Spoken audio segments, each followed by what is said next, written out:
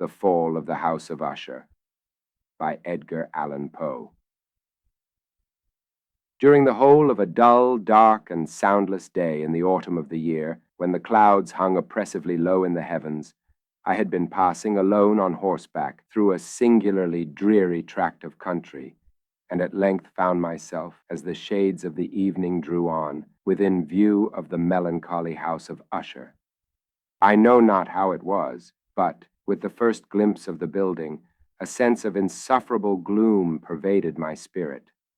I say insufferable, for the feeling was unrelieved by any of that half-pleasurable, because poetic sentiment with which the mind usually receives even the sternest natural images of the desolate or terrible.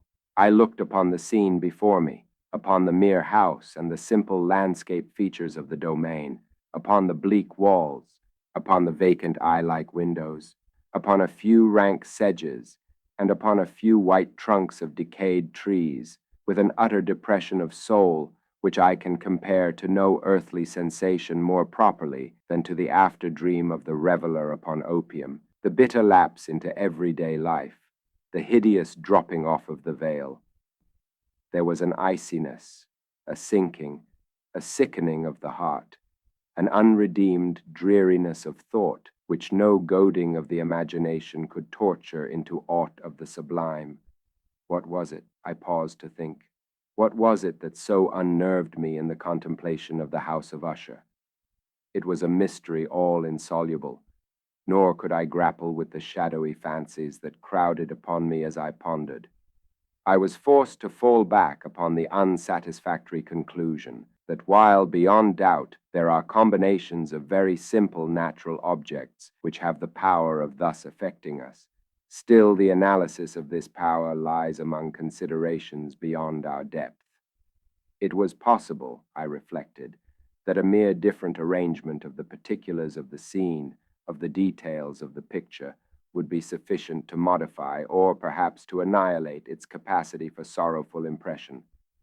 And, acting upon this idea, I reined my horse to the precipitous brink of a black and lurid tarn that lay in unruffled luster by the dwelling, and gazed down, but with a shudder even more thrilling than before, upon the remodeled and inverted images of the gray sedge and the ghastly tree stems and the vacant and eye-like windows. Nevertheless, in this mansion of gloom, I now proposed to myself a sojourn of some weeks. Its proprietor, Roderick Usher, had been one of my boon companions in boyhood, but many years had elapsed since our last meeting. A letter, however, had lately reached me in a distant part of the country, a letter from him, which, in its wildly importunate nature, had admitted of no other than a personal reply. The MS gave evidence of nervous agitation. The writer spoke of acute bodily illness, of a mental disorder which oppressed him, and of an earnest desire to see me as his best and indeed his only personal friend, with a view of attempting, by the cheerfulness of my society, some alleviation of his malady. It was the manner in which all this and much more was said, it was the apparent heart that went with his request, which allowed me no room for hesitation, and I accordingly obeyed forthwith what I still considered a very singular summons.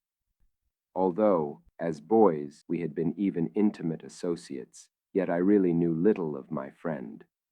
His reserve had been always excessive and habitual. I was aware, however, that his very ancient family had been noted, time out of mind, for a peculiar sensibility of temperament, displaying itself through long ages in many works of exalted art, and manifested of late in repeated deeds of munificent yet unobtrusive charity, as well as in a passionate devotion to the intricacies, perhaps even more than to the orthodox and easily recognizable beauties, of musical science. I had learned, too, the very remarkable fact that the stem of the Usher race, all time-honored as it was, had put forth, at no period, any enduring branch. In other words, that the entire family lay in the direct line of descent, and had always, with very trifling and very temporary variation, so lain. It was this deficiency, I considered, while running over in thought the perfect keeping of the character of the premises with the accredited character of the people, and while speculating upon the possible influence which the one, in the long lapse of centuries, might have exercised upon the other. It was this deficiency, perhaps, of collateral issue, and the consequent undeviating transmission, from sire to son, of the patrimony with the name, which had, at length, so identified the two as to merge the original title of the estate in the quaint and equivocal appellation of the House of Usher, an appellation which seemed to include, in the minds of the peasantry who used it, both the family and the family mansion. I have said that the sole effect of my somewhat childish experiment, that of looking down within the tarn, had been to deepen the first singular impression. There can be no doubt that the consciousness of the rapid increase of my superstition, for why should I not so term it, served mainly to accelerate the increase itself. Such, I have long known, is the paradoxical law of all sentiments having terror as a basis. And it might have been for this reason only, that when I again uplifted my eyes to the house itself, from its image in the pool, there grew in my mind a strange fancy, a fancy so ridiculous indeed that I but mention it to show the vivid force of the sensations which oppressed me. I had so worked upon my imagination as really to believe that about the whole mansion and domain there hung an atmosphere peculiar to themselves and their immediate vicinity, an atmosphere which had no affinity with the air of heaven, but which had reeked up from the decayed trees and the gray wall and the silent tarn, a pestilent and mystic vapor, dull, sluggish, faintly discernible, and leaden-hued. Shaking off from my spirit what must have been a dream, I scanned more narrowly the real aspect of the building. Its principal feature seemed to be that of an excessive antiquity. The discoloration of ages had been great. Minute fungi overspread the whole exterior, hanging in a fine tangled webwork from the eaves. Yet all this was apart from any extraordinary dilapidation. No portion of the masonry had fallen, and there appeared to be a wild inconsistency between its still perfect adaptation of parts and the crumbling condition of the individual stones. In this there was much that reminded me of the specious totality of old woodwork, with no disturbance from the breath of the external air. Beyond this indication of extensive decay, however, the fabric gave little token of instability. Perhaps the eye of a scrutinizing observer might have discovered a barely perceptible fissure which, extending from the roof of the building in front, made its way down the wall in a zigzag direction until it became lost in the sullen waters of the tarn. Noticing these things, I rode over a short causeway to the house. A servant in waiting took my horse, and I entered the Gothic archway of the hall. A valet of stealthy step thence conducted me, in silence, through many dark and intricate passages in my progress to the studio of his master. Much that I encountered on the way contributed, I know not how, to heighten the vague sentiments of which I have already spoken.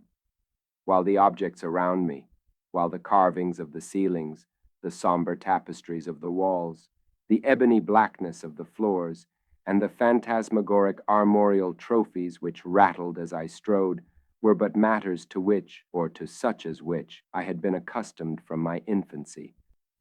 While I hesitated not to acknowledge how familiar was all this, I still wondered to find how unfamiliar were the fancies which ordinary images were stirring up. On one of the staircases, I met the physician of the family.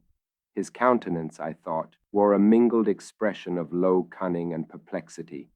He accosted me with trepidation and passed on. The valet now threw open a door and ushered me into the presence of his master. The room in which I found myself was very large and lofty. The windows were long, narrow, and pointed, and at so vast a distance from the black oaken floor as to be altogether inaccessible from within. Feeble gleams of encrimsoned light made their way through the trellised panes, and served to render sufficiently distinct the more prominent objects around. The eye, however, struggled in vain to reach the remoter angles of the chamber or the recesses of the vaulted and fretted ceiling. Dark draperies hung upon the walls. The general furniture was profuse, comfortless, antique, and tattered. Many books and musical instruments lay scattered about, but failed to give any vitality to the scene. I felt that I breathed an atmosphere of sorrow. An air of stern, deep, and irredeemable gloom hung over and pervaded all. Upon my entrance, Usher rose from a sofa on which he had been lying at full length and greeted me with a vivacious warmth which had much in it. I at first thought of an overdone cordiality, of the constrained effort of the ennuyé man of the world. A glance, however, at his countenance convinced me of his perfect sincerity. We sat down, and for some moments while he spoke not, I gazed upon him with a feeling half of pity, half of awe. Surely man had never before so terribly altered in so brief a period as had Roderick Usher. It was with difficulty that I could bring myself to admit the identity of the man being before me with the companion of my early boyhood. Yet the character of his face had been at all times remarkable. A cadaverousness of complexion, an eye large, liquid, and luminous beyond comparison, lips somewhat thin and very pallid, but of a surpassingly beautiful curve, a nose of a delicate Hebrew model, but with a breadth of nostril unusual in similar formations, a finely molded chin, speaking in its want of prominence of a want of moral energy, hair of a more than web-like softness and tenuity. These features, with an inordinate expansion above the regions of the temple, made up altogether a countenance not easily to be forgotten. And now, in the mere exaggeration of the prevailing character of these features, and of the expression they were wont to convey, lay so much of change that I doubted to whom I spoke. The now ghastly pallor of the skin, and the now miraculous luster of the eye, above all things startled and even awed me. The silken hair, too, had been suffered to grow all unheeded, and as in its wild gossamer texture, it floated rather than fell about the face, I could not, even with effort, connect its arabesque expression with any idea of simple humanity. In the manner of my friend, I was at once struck with an incoherence, an inconsistency, and I soon found this to arise from a series of feeble and futile struggles to overcome an habitual trepidancy, an excessive nervous agitation. For something of this nature I had indeed been prepared, no less by his letter than by reminiscences of certain boyish traits, and by conclusions deduced from his peculiar physical conformation and temperament. His action was alternately vivacious and sullen. His voice varied rapidly from a tremulous indecision, when the animal spirits seemed utterly in abeyance, to that species of energetic concision, that abrupt, weighty, unhurried, and hollow-sounding enunciation, that leaden, self-balanced, and perfectly modulated guttural utterance, which may be observed in the lost drunkard, or the irreclaimable eater of opium, during the periods of his most intense excitement. It was thus that he spoke of the object of my visit, of his earnest desire to see me, and of the solace he expected me to afford him. He entered at some length into what he conceived to be the nature of his malady. It was, he said, a constitutional and a family evil, and one for which he despaired to find a remedy, a mere nervous affection, he immediately added, which would undoubtedly soon pass off. It displayed itself in a host of unnatural sensations. Some of these, as he detailed them, interested and bewildered me, although, perhaps, the terms and the general manner of the narration had their weight. He suffered much from a morbid acuteness of the senses. The most insipid food was alone endurable. He could wear only garments of certain texture. The odors of all flowers were oppressive. His eyes were tortured by even a faint light, and there were but peculiar sounds, and these from stringed instruments, which did not inspire him with horror. To an anomalous species of terror, I found him a bounden slave. "I shall perish," said he. "I must perish in this deplorable folly. Thus, and not otherwise, shall I be lost. I dread the events of the future, not in themselves, but in their results. I shudder at the thought of any, even the most trivial, incident which may operate upon this intolerable agitation of soul.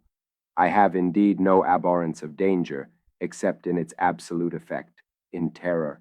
In this unnerved, in this pitiable condition, I feel that the period will sooner or later arrive when I must abandon life and reason together in some struggle with the grim phantasm, fear. I learned, moreover, at intervals and through broken and equivocal hints, another singular feature of his mental condition.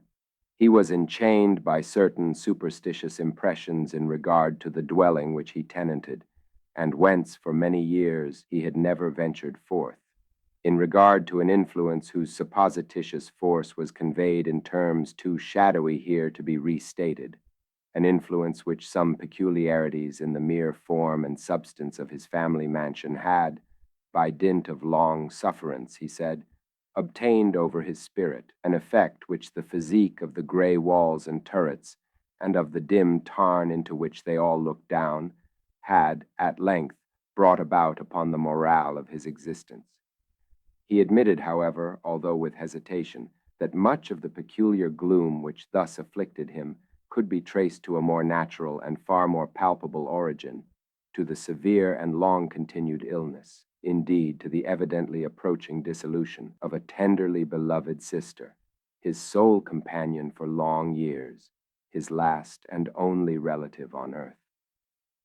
Her decease, he said, with a bitterness which I can never forget, would leave him the hopeless and the frail, the last of the ancient race of the Ushers. While he spoke, the Lady Madeline, for so was she called, passed slowly through a remote portion of the apartment, and, without having noticed my presence, disappeared. I regarded her with an utter astonishment, not unmingled with dread, and yet I found it impossible to account for such feelings. A sensation of stupor oppressed me as my eyes followed her retreating steps. When a door at length closed upon her, my glance sought instinctively and eagerly the countenance of the brother. But he had buried his face in his hands, and I could only perceive that a far more than ordinary wanness had overspread the emaciated fingers through which trickled many passionate tears. The disease of the Lady Madeline had long baffled the skill of her physicians. A settled apathy, a gradual wasting away of the person, and frequent, although transient affections of a partially cataleptical character were the unusual diagnosis. Hitherto she had steadily borne up against the pressure of her malady, and had not betaken herself finally to bed. But on the closing in of the evening of my arrival at the house, she succumbed, as her brother told me at night with inexpressible agitation, to the prostrating power of the destroyer, and I learned that the glimpse I had obtained of her person would thus probably be the last I should obtain, that the lady, at least while living, would be seen by me no more. For several days ensuing, her name was unmentioned by either Usher or myself, and during this period I was busied in earnest endeavors to alleviate the melancholy of my friend. We painted and read together, or I listened, as if in a dream, to the wild improvisations of his speaking guitar. And thus, as a closer and still closer intimacy admitted me more unreservedly into the recesses of his spirit, the more bitterly did I perceive the futility of all attempt at cheering a mind from which darkness, as if an inherent positive quality, poured forth upon all objects of the moral and physical universe in one unceasing radiation of gloom. I shall ever bear about me a memory of the many solemn hours I thus spent alone with the master of the house of Usher. Yet I should fail in any attempt to convey an idea of the exact character of the studies, or of the occupations in which he involved me or led me the way. An excited and highly distempered ideality threw a sulphureous luster over all. His long improvised dirges will ring forever in my ears. Among other things, I hold painfully in mind a certain singular perversion and amplification of the wild air of the last waltz of von Weber. From the paintings over which his elaborate fancy brooded, and which grew, touch by touch, into vagueness at which I shuddered the more thrillingly, because I shuddered, knowing not why, from these paintings, vivid as their images now are before me, I would in vain endeavor to educe more than a small portion which should lie within the compass of merely written words. By the utter simplicity, by the nakedness of his designs, he arrested and overawed attention. If ever mortal painted an idea, that mortal was Roderick Usher. For me, at least, in the circumstances then surrounding me, there arose out of the pure abstractions which the hypochondriac contrived to throw upon his canvas an intensity of intolerable awe, no shadow of which felt I ever yet in the contemplation of the certainly glowing yet too concrete reveries of Fuseli. One of the phantasmagoric conceptions of my friend, partaking not so rigidly of the spirit of abstraction, may be shadowed forth, although feebly, in words. A small picture presented the interior of an immensely long and rectangular vault or tunnel, with low walls, smooth white, and without interruption or device. Certain accessory points of the design served well to convey the idea that this excavation lay at an exceeding depth below the surface of the earth. No outlet was observed in any portion of its vast extent, and no torch or other artificial source of light was discernible. Yet a flood of intense rays rolled throughout and bathed the whole in a ghastly and inappropriate splendor. I have just spoken of that morbid condition of the auditory nerve which rendered all music intolerable to the sufferer, with the exception of certain effects of stringed instruments. It was, perhaps, the narrow limits to which he thus confined himself upon the guitar, which gave birth, in great measure, to the fantastic character of the performances. But the fervid facility of his impromptus could not be so accounted for. They must have been, and were in the notes, as well as in the words of his wild fantasias, for he not unfrequently accompanied himself with rhymed verbal improvisations, the result of that intense mental collectedness and concentration to which I have previously alluded as observable only in particular moments of the highest artificial excitement. The words of one of these rhapsodies I have easily remembered. I was, perhaps, the more forcibly impressed with it as he gave it, because in the under or mystic current of its meaning, I fancied that I perceived, and for the first time, a full consciousness on the part of Usher of the tottering of his lofty reason upon her throne. The verses, which were entitled The Haunted Palace, ran very nearly, if not accurately, thus: In the greenest of our valleys, by good angels tenanted, once a fair and stately palace, radiant palace, reared its head. In the monarch thought's dominion, it stood there. Never seraph spread a pinion over fabric half so fair. Banners yellow, glorious, golden, on its roof did float and flow.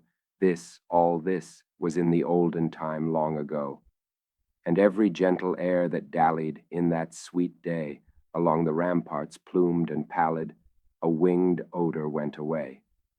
Wanderers in that happy valley through two luminous windows saw spirits moving musically to a lute's well-tuned law. Round about a throne where sitting, Porphyrogene, in state his glory well befitting, the ruler of the realm was seen. And all with pearl and ruby glowing was the fair palace door, through which came flowing, flowing, flowing, and sparkling evermore, a troop of echoes whose sweet duty was but to sing, in voices of surpassing beauty, the wit and wisdom of their king. But evil things in robes of sorrow assailed the monarch's high estate. Ah, let us mourn, for never morrow shall dawn upon him desolate, and round about his home the glory that blushed and bloomed is but a dim remembered story of the old time entombed, and travelers now within that valley through the red-litten windows see vast forms that move fantastically to a discordant melody, while, like a rapid ghastly river, through the pale door a hideous throng rush out forever and laugh, but smile no more. I well remember that suggestions arising from this ballad led us into a train of thought wherein there became manifest an opinion of Usher's which I mention not so much on account of its novelty, for other men have thought thus, as on account of the pertinacity with which he maintained it. This opinion, in its general form, was that of the sentience of all vegetable things. But, in his disordered fancy, the idea had assumed a more daring character and trespassed, under certain conditions, upon the kingdom of inorganization. I lack words to express the full extent or the earnest abandon of his persuasion. The belief, however, was connected, as I have previously hinted, with the gray stones of the home of his forefathers. The conditions of the sentience had been here, he imagined, fulfilled in the method of collocation of these stones, in the order of their arrangement, as well as in that of the many fungi which overspread them, and of the decayed trees which stood around, above all, in the long undisturbed endurance of this arrangement, and in its reduplication in the still waters of the tarn. Its evidence, the evidence of the sentience, was to be seen, he said, and I here started as he spoke, in the gradual yet certain condensation of an atmosphere of their own about the waters and the walls. The result was discoverable, he added, in that silent yet importunate and terrible influence which for centuries had molded the destinies of his family, and which made him what I now saw him, what he was. Such opinions need no comment, and I will make none. Our books, the books which for years had formed no small portion of the mental existence of the invalid, were, as might be supposed, in strict keeping with this character of phantasm. We pored together over such works as the Ververs et Chartreuse of Gresset, the Belphegor of Machiavelli, the Heaven and Hell of Swedenborg, the Subterranean Voyage of Nicholas Klim by Holberg, the Chiromancy of Robert Flude, of Gendin d'Aginet, and of de la Chambre, the Journey into the Blue Distance of Tieck, and the City of the Sun of Campanella. One favorite volume was a small octavo edition of the Directorium Inquisitorium by the Dominican Aymeric de Giron, and there were passages in Pomponius Mela about the old African satyrs and ogipans, over which Usher would sit dreaming for hours. His chief delight, however, was found in the perusal of an exceedingly rare and curious book in quarto Gothic, the Manual of a Forgotten Church, the Vigiliae Mortuorum Secundum, Chorum Ecclesiae Maguntine. I could not help thinking of the wild ritual of this work and of its probable influence upon the hypochondriac when, one evening, having informed me abruptly that the Lady Madeline was no more, he stated his intention of preserving her corpse for a fortnight, previously to its final interment, in one of the numerous vaults within the main walls of the building. The worldly reason, however, assigned for this singular proceeding was one which I did not feel at liberty to dispute. The brother had been led to his resolution, so he told me, by consideration of the unusual character of the malady of the deceased, of certain obtrusive and eager inquiries on the part of her medical men, and of the remote and exposed situation of the burial ground of the family. I will not deny that when I called to mind the sinister countenance of the person whom I met upon the staircase on the day of my arrival at the house, I had no desire to oppose what I regarded as at best but a harmless and by no means an unnatural precaution. At the request of Usher, I personally aided him in the arrangements for the temporary entombment. The body having been encoffined, we two alone bore it to its rest. The vault in which we placed it, and which had been so long unopened that our torches, half smothered in its oppressive atmosphere, gave us little opportunity for investigation, was small, damp, and entirely without means of admission for light, lying at great depth immediately beneath that portion of the building in which was my own sleeping apartment. It had been used, apparently, in remote feudal times for the worst purposes of a donjon keep, and in later days as a place of deposit for powder or some other highly combustible substance, as a portion of its floor and the whole interior of a long archway through which we reached it were carefully sheathed with copper. The door of massive iron had been also similarly protected. Its immense weight caused an unusually sharp grating sound as it moved upon its hinges. Having deposited our mournful burden upon trestles within this region of horror, we partially turned aside the yet unscrewed lid of the coffin and looked upon the face of the tenant.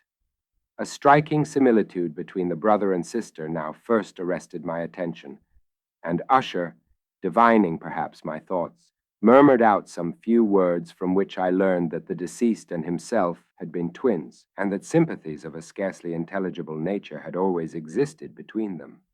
Our glances, however, rested not long upon the dead, for we could not regard her unawed.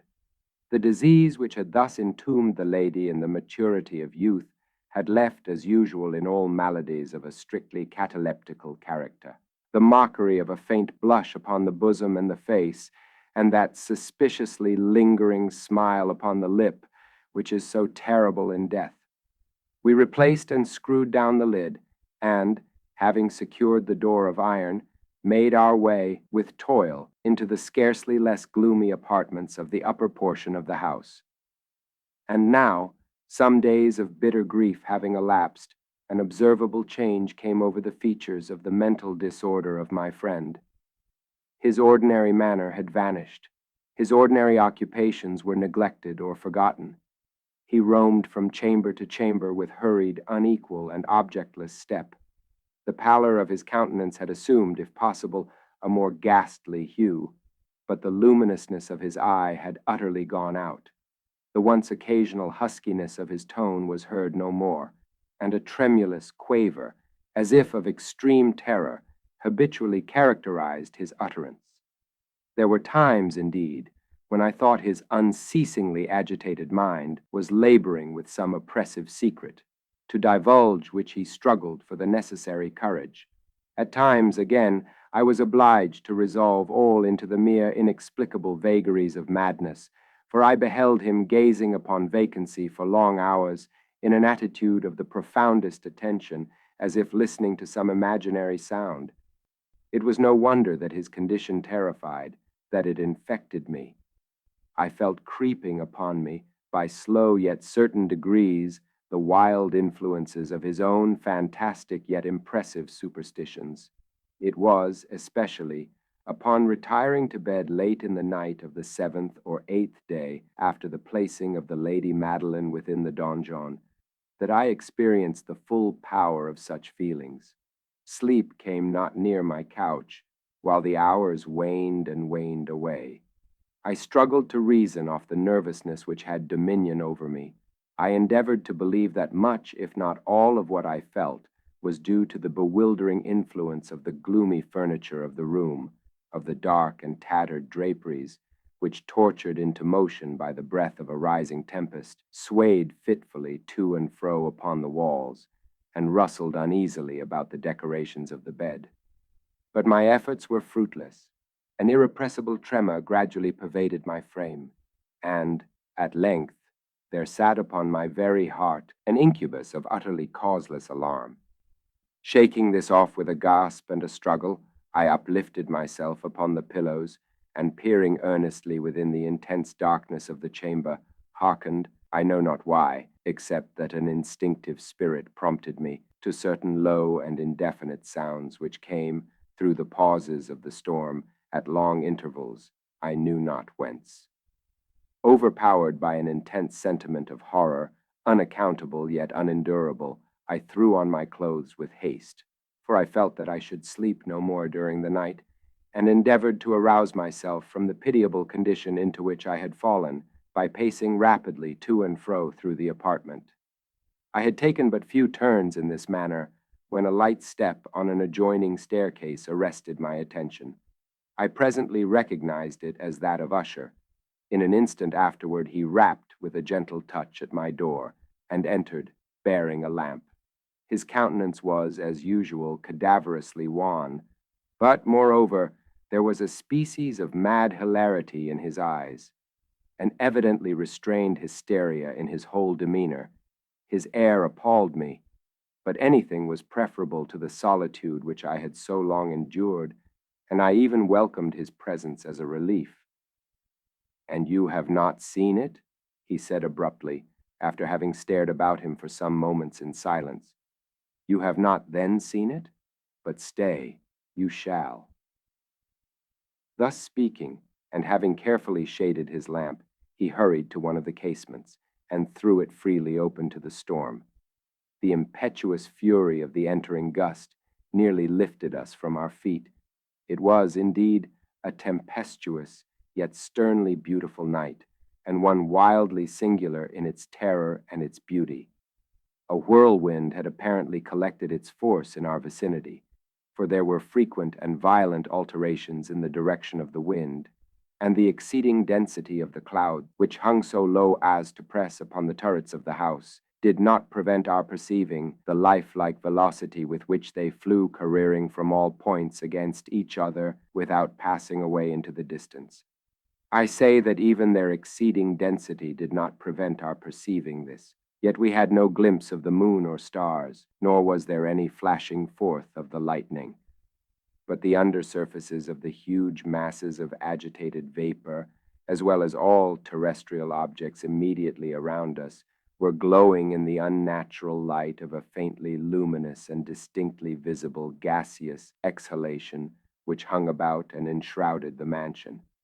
You shall not behold this, said I, shuddering to Usher as I led him with a gentle violence from the window to a seat. These appearances which bewilder you are merely electrical phenomena, not uncommon, or it may be that they have their ghastly origin in the rank miasma of the tarn. Let us close this casement. The air is chilling and dangerous to your frame. Here is one of your favorite romances. I will read, and you shall listen, and so we will pass away this terrible night together. The antique volume which I'd taken up was the Mad Trist of Sir Launcelot Canning, but I had called it a favorite of Usher's more in sad jest than in earnest, for in truth there is little in its uncouth and unimaginative prolixity which could have had interest for the lofty and spiritual ideality of my friend. It was, however, the only book immediately at hand, and I indulged a vague hope that the excitement which now agitated the hypochondriac might find relief, for the history of mental disorder is full of similar anomalies, even in the extremeness of the folly which I should read. Could I have judged indeed by the wild, overstrained air of vivacity with which he hearkened, or apparently hearkened, to the words of the tale, I might well have congratulated myself upon the success of my design. I had arrived at that well-known portion of the story where Ethelred, the hero of the tryst, having sought in vain for peaceable admission into the dwelling of the hermit, proceeds to make good an entrance by force.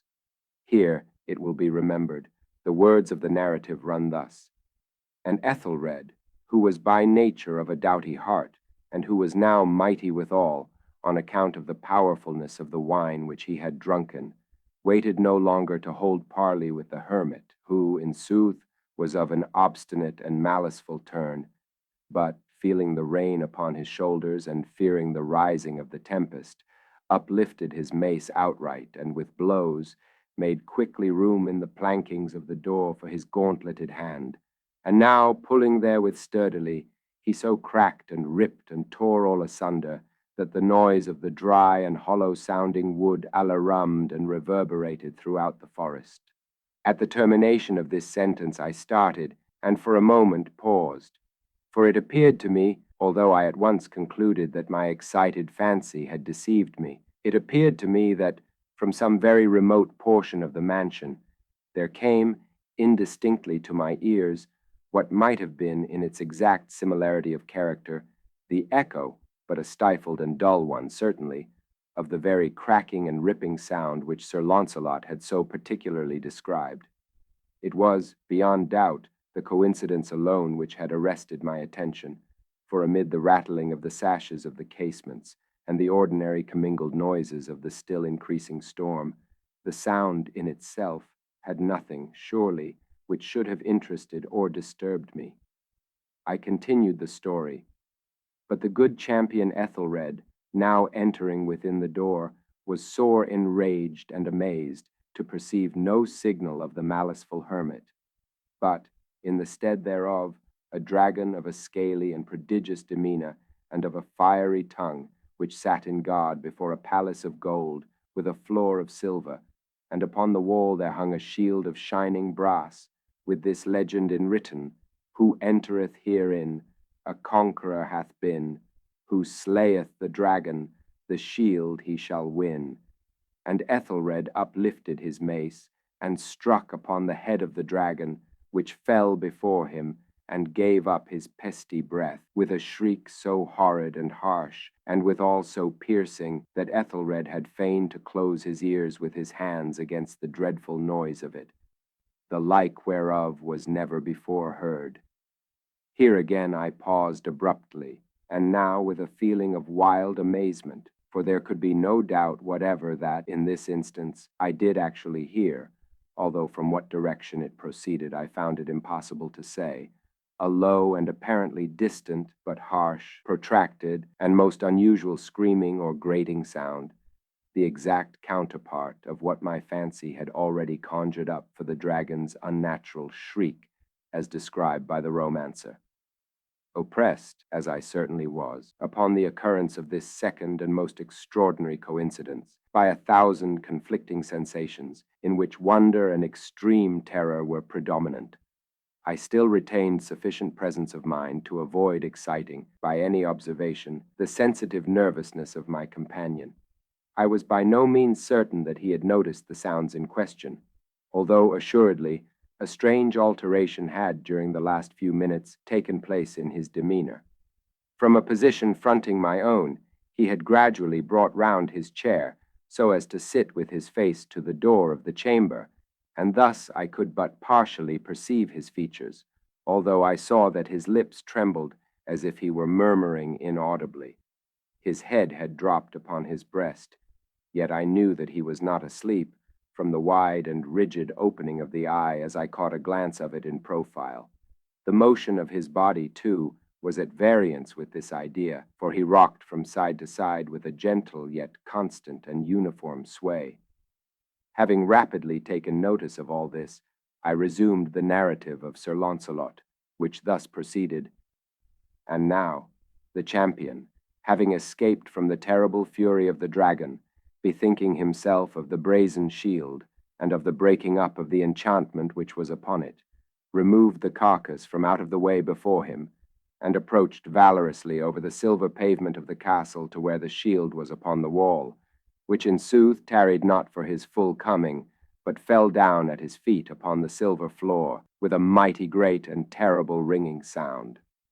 No sooner had these syllables passed my lips than, as if a shield of brass had indeed at the moment fallen heavily upon a floor of silver, I became aware of a distinct, hollow, metallic, and clangorous, yet apparently muffled, reverberation. Completely unnerved, I leapt to my feet, but the measured rocking movement of Usher was undisturbed. I rushed to the chair in which he sat. His eyes were bent fixedly before him, and throughout his whole countenance there reigned a stony rigidity. But, as I placed my hand upon his shoulder, there came a strong shudder over his whole person. A sickly smile quivered about his lips, and I saw that he spoke in a low, hurried, and gibbering murmur, as if unconscious of my presence. Bending closely over him, I at length drank in the hideous import of his words. Not hear it? Yes, I hear it, and have heard it. Long, long, long, many minutes, many hours, many days have I heard it. Yet I dared not. Oh, pity me, miserable wretch that I am. I dared not speak. We have put her living in the tomb. Said I not that my senses were acute? I now tell you that I heard her first feeble movements in the hollow coffin. I heard them, many, many days ago, yet I dared not speak. And now, tonight, Ethelred, ha, ha, the breaking of the hermit's door, and the death cry of the dragon, and the clangor of the shield. Say rather, the rending of her coffin, and the grating of the iron hinges of her prison, and her struggles within the coppered archway of the vault. Oh, whither shall I fly? Will she not be here anon? Is she not hurrying to upbraid me for my haste? Have I not heard her footstep on the stair? Do I not distinguish that heavy and horrible beating of her heart? Madman! Here he sprang furiously to his feet and shrieked out his syllables, as if in the effort he were giving up his soul. Madman, I tell you that she now stands without the door. As if in the superhuman energy of his utterance there had been found the potency of a spell, the huge antique panels to which the speaker pointed threw slowly back upon the instant their ponderous and ebony jaws. It was the work of the rushing gust. But then, without those doors, there did stand the lofty and enshrouded figure of the Lady Madeline of Usher. There was blood upon her white robes, and the evidence of some bitter struggle upon every portion of her emaciated frame. For a moment she remained trembling and reeling to and fro upon the threshold. Then, with a low moaning cry, fell heavily inward upon the person of her brother, and in her violent and now final death agonies, bore him to the floor a corpse and a victim to the terrors he had anticipated. From that chamber and from that mansion I fled aghast. The storm was still abroad in all its wrath as I found myself crossing the old causeway. Suddenly there shot along the path a wild light, and I turned to see whence a gleam so unusual could have issued, for the vast house and its shadows were alone behind me. The radiance was that of the full, setting and blood-red moon, which now shone vividly through that once barely discernible fissure of which I have before spoken as extending from the roof of the building in a zigzag direction to the base. While I gazed, this fissure rapidly widened. There came a fierce breath of the whirlwind. The entire orb of the satellite burst at once upon my sight. My brain reeled as I saw the mighty walls rushing asunder. There was a long, tumultuous shouting sound like the voice of 1,000 waters, and the deep and dank tarn at my feet closed sullenly and silently over the fragments of the house of Usher.